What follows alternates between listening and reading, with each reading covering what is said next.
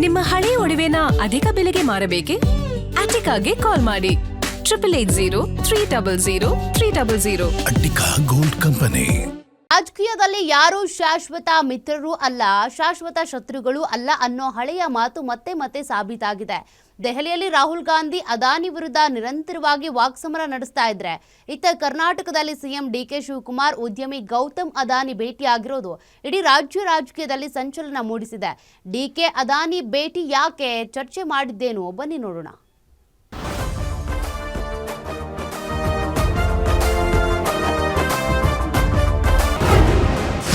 CM DKShi ಭೇಟಿಯಾದ ದೇಶದ ಖ್ಯಾತ ಉದ್ಯಮಿ ಅದಾನಿ.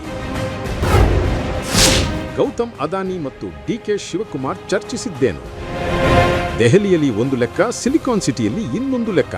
ಕಾಂಗ್ರೆಸ್ ನಾಯಕ ರಾಹುಲ್ ಗಾಂಧಿ ನಿತ್ಯವೂ ಅದಾನಿ ಹೆಸರೇಳಿ ಕೇಂದ್ರ ಸರ್ಕಾರದ ವಿರುದ್ಧ ವಾಗ್ದಾಳಿ ನಡೆಸುತ್ತಿದ್ದರೆ, ಇತ್ತ ಬೆಂಗಳೂರಿನ ಸದಾಶಿವನಗರದಲ್ಲಿರುವ ಸಿಎಂ ಡಿಕೆ ಶಿವಕುಮಾರ್ ನಿವಾಸಕ್ಕೆ ಗೌತಮ್ ಅದಾನಿ ಸ್ವತಃ ಭೇಟಿ ನೀಡಿದ್ದಾರೆ. ಬೆಂಗಳೂರಿನ ಹೆಬ್ಬಾಳದಿಂದ ಸಿಲ್ಕ್ ಬೋರ್ಡ್ವರೆಗಿನ 16.75 ಕಿಲೋಮೀಟರ್ಗಳ ಬೃಹತ್ ಸುರಂಗ ರಸ್ತೆ ಯೋಜನೆಗೆ ಅದಾನಿ ಎಂಟರ್ಪ್ರೈಸಸ್ ಅತ್ಯಂತ ಕಡಿಮೆ ಬಿಡ್ದಾರರಾಗಿ ಆಯ್ಕೆಯಾದ ಬೆನ್ನಲ್ಲೇ ಈ ಭೇಟಿ ನಡೆದಿದೆ. ಏರ್ಟ್ ಆಫ್ ಲಿವಿಂಗ್ ಕಾರ್ಯಕ್ರಮಕ್ಕೆ ಬಂದಿದ್ದ ಅದಾನಿ ಏರ್ಪೋರ್ಟ್ಗೆ ತೆರಳುವ ಮುನ್ನ ಸಿಎಂ ಭೇಟಿಯಾಗಿದ್ದಾರೆ.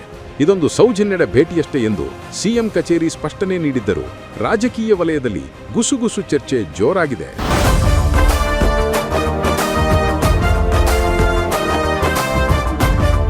ಅದಾನಿ ಬಿಜೆಪಿಯ ಏಜೆಂಟ್ ಅಂತ ರಾಹುಲ್ ಗಾಂಧಿ 100 ಸಲ ಹೇಳಿದ್ದಾರೆ. ಆದರೆ ಈಗ ಕರ್ನಾಟಕದ ಕಾಂಗ್ರೆಸ್ ಸರ್ಕಾರವೇ ಅದೇ ಅದಾನಿಗೆ ರೆಡ್ ಕಾರ್ಪೆಟ್ ಹಾಸಿದೆ. ಅದಾನಿ ಭೇಟಿಗೆ ರಾಹುಲ್ ಗಾಂಧಿ, ಪ್ರಿಯಾಂಕಾ ಗಾಂಧಿ ಅನುಮತಿ ಕೊಟ್ಟಿದ್ದಾರಾ? ದೆಹಲಿಯಲ್ಲಿ ವಿರೋಧ, ಇಲ್ಲಿ ಸ್ವಾಗತ. ಇದು ಕಾಂಗ್ರೆಸ್ನ ದ್ವಂದ್ವ ನಿಲುವು. ಅದಾನಿ ಒಬ್ಬ ಬಿಸ್ನೆಸ್ ಮ್ಯಾನ್ ಅಂತ ರಾಹುಲ್ ಗಾಂಧಿಗೆ ಡಿಕೆಶಿ ಬುದ್ಧಿ ಹೇಳಲಿ. ವಿಪಕ್ಷ ನಾಯಕ ಆರ್ ಅಶೋಕ್ ವಾಗ್ದಾಳಿ ಮಾಡಿದ್ದಾರೆ. ಈ ತೀವ್ರ ಟೀಕೆಗೆ ಸಿಎಂ ಡಿಕೆ ಶಿವಕುಮಾರ್ ತಕ್ಷಣವೇ ರಿಯಾಕ್ಟ್ ಮಾಡಿದ್ದಾರೆ. ತಾವು ಸಿಎಂ ಆದ ಬಳಿಕ ಅದಾನಿ ಮೊದಲ ಬಾರಿ ಭೇಟಿಯಾಗಿದ್ದಾರೆ.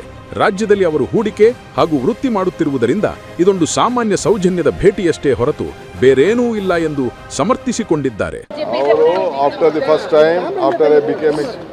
ನಾನು ಚೀಫ್ ಮಿನಿಸ್ಟರ್ ಆದಮೇಲೆ ಮೊದಲನೇ ಬಾರಿಗೆ ಅವ್ರಿಗೆ ಬಂದು ಇಲ್ಲಿ ಭೇಟಿ ಮಾಡಬೇಕು. ಇಲ್ಲಿ ಬೇಕಾದಷ್ಟು ಅವರೆಲ್ಲ ವೃತ್ತಿ ಮಾಡ್ತಾ ಇದ್ದಾರೆ.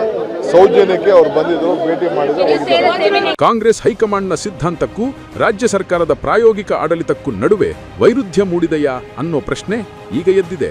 ಒಟ್ಟಿನಲ್ಲಿ ಈ ಸೌಜನ್ಯದ ಭೇಟಿ ಮುಂದೆ ರಾಜಕೀಯವಾಗಿ ಹಾಗೂ ಬೆಂಗಳೂರು ಟನೆಲ್ ರಸ್ತೆ ಯೋಜನೆಯಲ್ಲಿ ಯಾವ ಸ್ವರೂಪ ಪಡೆದುಕೊಳ್ಳಲಿದೆ ಎಂಬುದನ್ನು ಕಾದು ನೋಡಬೇಕಿದೆ. Durgesh Nayak, political bureau, guarantee news, Bengaluru.